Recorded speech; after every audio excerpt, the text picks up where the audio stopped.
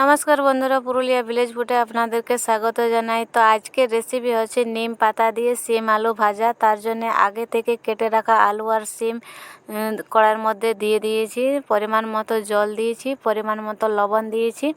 सीम और आलूटाके भालोभाबे सेদ্ধ करे नेब। तार जन्य चापा दिए दिएछि, 5 मिनिटेर जन्य सेদ্ধ करे नेब। तारपर 5 मिनिट पर आबार देखबो चापाटा खुले हयेछे किना।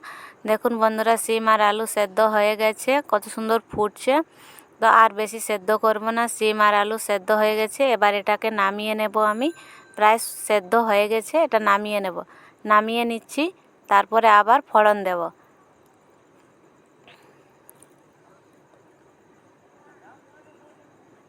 नामिয়ে নিয়েছি, কড়াটা আবার বসিয়ে দিয়েছি। কড়াইয়ের মধ্যে নিম পাতা আগে থেকে ধুয়ে রাখা ছিল। নিম পাতাগুলো আমি তুলে তুলে কড়াইয়ের মধ্যে দিয়ে দেব।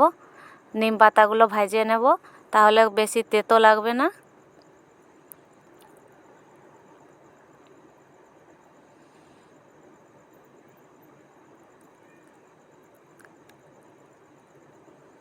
নিম পাতাগুলো কড়াইয়ের মধ্যে ভালোভাবে দিয়ে দিয়েছি। এবার নিম পাতাগুলো ভেজে নেব। বেশি টাইম লাগবে না, যেহেতু কড়াটা গরম ছিল তাই ভাজতে বেশি সময় লাগবে না। নিম পাতাগুলো ভালোভাবে ভেজে নেব।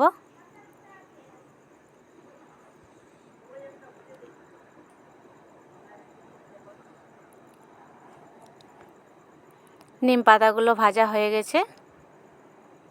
এবারে নিম পাতাগুলো তুলে নেব।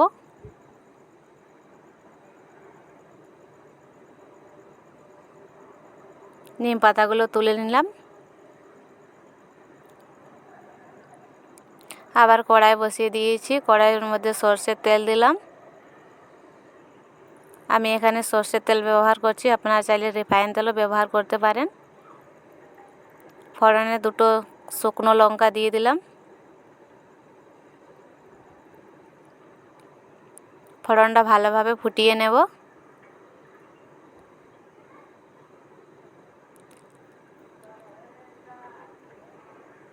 ফোড়ন প্রায় হয়ে গেছে।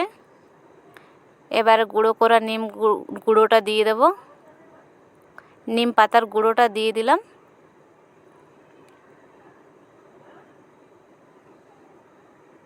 নিম পাতাটাকে ভালোভাবে ভেজে নেব। এবারে সেদ্ধ করা আলু আর শিম দিয়ে দেব।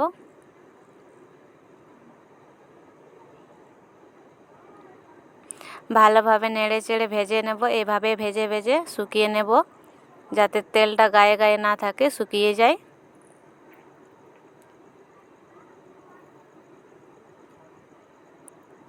এইভাবে আমি 5 মিনিট ধরে ভেজে নেব, তাহলে শিম আলুর ভাজা হয়ে যাবে। এখনও কিন্তু ভাজা হয়নি।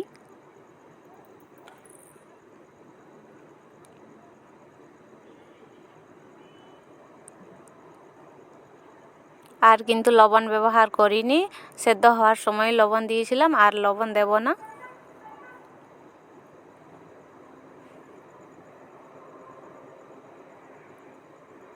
শিম আলু ভাজা হয়ে গেছে, এবারে তুলে নেব।